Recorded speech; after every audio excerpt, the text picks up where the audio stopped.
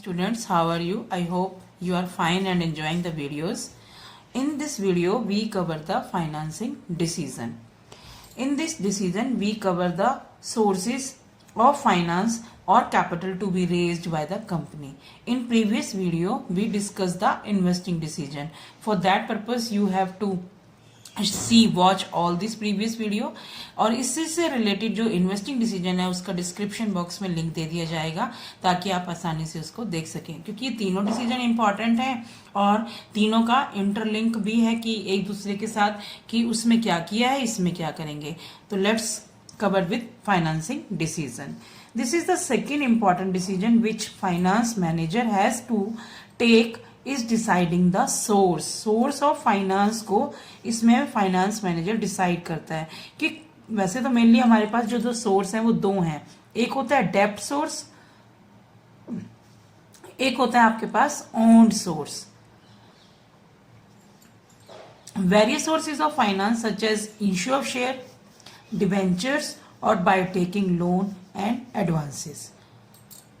But issue of share ये आपका own source है. ओन मतलब ऑनर वाला. डिवेंचर हो गए या आपने कोई लोन लिया, ये एडवांस लिया, ये बोरोड फंड है. इसमें फाइनेंस डिसीजन यही आपको डिसाइड कराता है कि आपने ओन सोर्सेज से लेना है या बोरोड से. तो देखिए इसमें बेटे ओनर्स फंड और बोरोड फंड मैंने अलग अलग लिख दिया है. शेयर्स भी दो तरह के होते हैं, इक्विटी और प्रेफरेंस. बोरोड में डिवेंचर्स आ जाएंगे और लोन आ जाएंगे.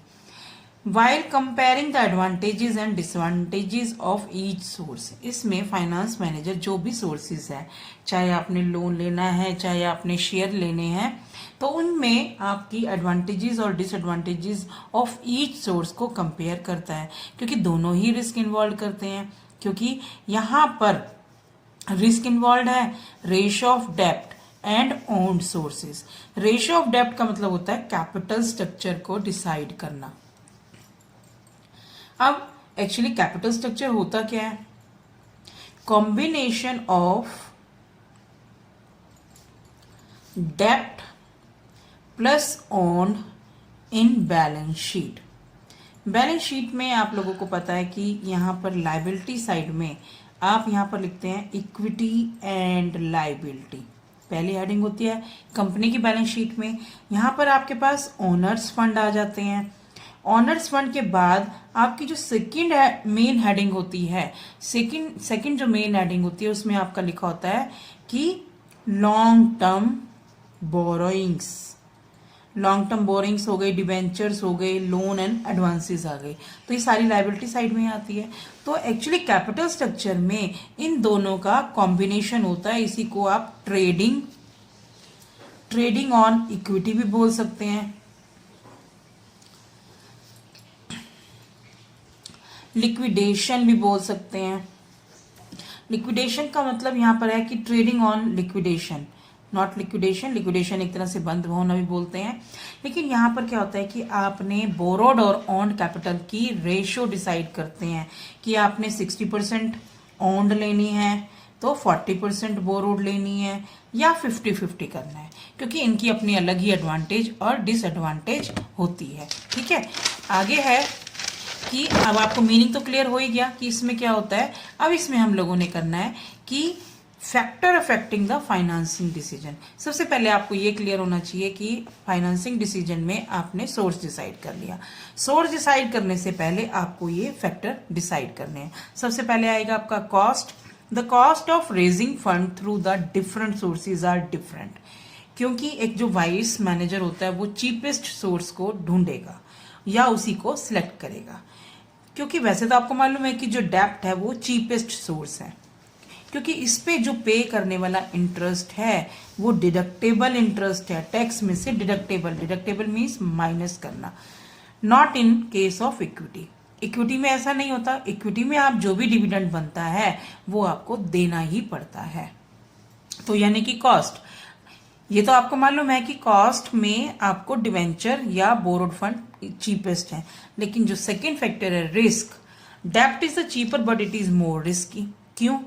क्योंकि आपको मालूम है कि जो इसका इंटरेस्ट है वो मैंडेटरी है, यानी कि आपको कहीं कोई कहे ना कहे आपको पे करना ही करना है. और इसका ये भी मालूम है कि जो प्रिंसिपल अमाउंट है वो मैच्योरिटी पर देना ही देना पड़ेगा, अदरवाइज आपकी कंपनी लिक्विडेशन पे हो जाएगी, यानी कि आपकी कंपनी बंद हो जाएगी। बंद करा सकते हैं, लेकिन इस केस में इक्विटी आपकी सेफ है। अगर आप एक टाइम पर डिविडेंड ना भी दे पाओ तो आपको वो कुछ कह नहीं सकते, क्योंकि डिविडेंड तो आपने आउट ऑफ प्रॉफिट ही देना है। तो देखा जाए कॉस्ट के मामले में आप डिवेंचर को इशू करेंगे, रिस्क के मामले में आप इक्विटी को करेंगे।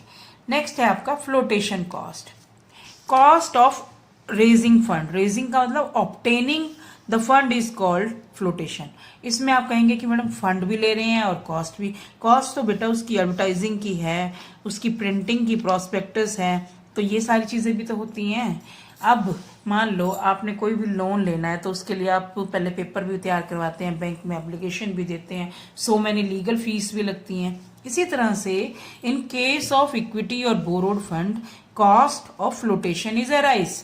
अब जहां पर फ्लोटेशन कॉस्ट, जिस कॉस्ट की, डेप्ट की या बोरोड ऑन फंड की, तो वो आपका लेस अट्रैक्टिव होगा ही, सोर्स है ना, यानी कि higher the flotation cost less the attractive. Next है आपका कैश पोजीशन। बेटे इस मामले में क्या होता है कि अगर कंपनी की कैश पोजीशन अच्छी है, यानी कि उसके पास इतने सफिशिएंट पैसे हैं कि वो समय पर इंटरेस्ट को पे कर सके और समय पर डिबेंचर्स का अमाउंट वापस कर सके, तो that is a cash flow position is good. Then you have to prefer the borrowed fund. Borrowed fund क्यों प्रेफर करने चाहिए? क्योंकि इसमें आपने कोई पैसा भी नहीं लगाया, आपने बड़ा प्रोजेक्ट बना लिया। बड़े प्रोजेक्ट के प्रॉफिट से क्या हुआ, आपने इंटरेस्ट भी कर दिया माइनस, माइनस तो हर साल ही होगा, और उसका अमाउंट भी आउट ऑफ प्रॉफिट पे किया। क्या हुआ, आपका प्रोजेक्ट भी हो गया और आपका पैसा भी नहीं लगा। ठीक है। इसके बाद है level of fix operating cost. If a business has a higher level of fix operating cost. Fixed operating cost का मतलब होता है कि आप चाहे उसमें काम करें या ना करें, प्रोडक्शन हो या ना हो, लेकिन वो आपको देना ही देना है। For example building rent, salaries, insurance premium must be adopted for lower fixed financing cost. तो क्या होगा, अगर आपकी ऑपरेटिंग कॉस्ट ज्यादा होगी तो आपकी फाइनेंसिंग कॉस्ट कम लेनी ही पड़ेगी आपको, अदरवाइज दोनों हायर हो जाएंगी तो आपको होएगा ही नहीं, पॉसिबल ही नहीं है। तो आपको जिस सोर्सेज से फाइनेंस कॉस्ट या आपकी फिक्स्ड ऑपरेटिंग कॉस्ट कम होती है तो वहीं पर आपको अडॉप्ट करना पड़ेगा। समझ में आई?